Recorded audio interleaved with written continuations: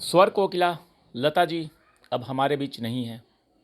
आज सुबह 8:12 पे उन्होंने मुंबई के ब्रिच कैंडी हॉस्पिटल में अंतिम सांस लिया। पिछले 2 महीने से उनकी तबीयत लगातार बिगड़ रही थी और आज आखिरकार जिसका डर था वही हुआ। 92 साल की लता जी ने 36 भाषाओं में 50,000 से ज़्यादा गाने रिकॉर्ड किए और गाए। ये किसी भी गायक के लिए असंभव बात थी, लेकिन लता जी ने वो कर दिखाया। करीब 1000 से ज़्यादा फिल्मों में उन्होंने अपनी आवाज़ दी है।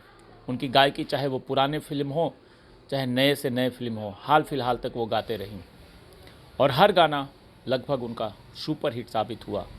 कई फिल्में तो सिर्फ उनके गाने की वजह से चली और 1960 से 2000 तक का एक दौर था जब लता मंगेशकर की आवाज़ के बिना फिल्में अधूरी मानी जाती थी।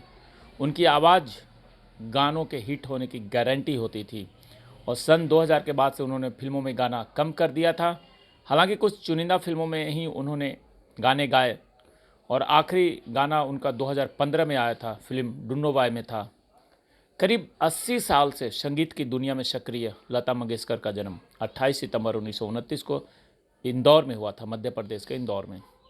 और 13 साल की छोटी उम्र में यानी कि 1942 से ही उन्होंने गाना गाना शुरू कर दिया था। लता जी के पिता पंडित दीनानाथ मंगेशकर संगीत की दुनिया और मराठी रंगमंच के जाने माने नाम थे। उन्होंने ही लता जी को संगीत की शिक्षा दी थी। 5 भाई बहनों में लता सबसे बड़ी। लता जी की 3 बहनें आशा भोसले, उषा मंगेशकर, मीना मंगेशकर और भाई हृदयनाथ मंगेशकर। लता मंगेशकर अपनी बहन उषा और भाई हृदयनाथ के साथ मुंबई के प्रभु कुंज के पहले फ्लोर पर रहती थी।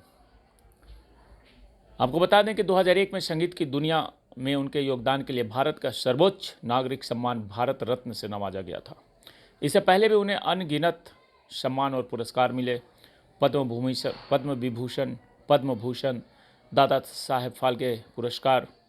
कम ही लोग जानते हैं कि लता जी गायिका के साथ संगीतकार भी थी और उनका अपना फिल्म प्रोडक्शन भी था, जिसके बैनर तले फिल्म लेकिन थी और इस फिल्म के लिए बेस्ट गायिका का नेशनल अवार्ड भी लता जी को मिला था। वो भी सिर्फ 61 साल की उम्र में गाने के लिए नेशनल अवार्ड जीतने वाली एकमात्र गायिका वो रही।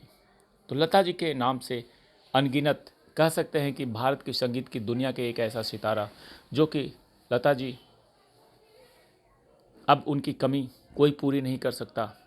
सन 1942 से आज तक लगातार उन्होंने अपनी आवाज़ से भारत के पूरे विश्व के करोड़ों संगीत प्रेमियों के दिल में जगह बनाई थी। और लता जी आज सुबह सबको छोड़ के चली गई। विनम्र श्रद्धांजलि है। जय हिंद, जय भारत।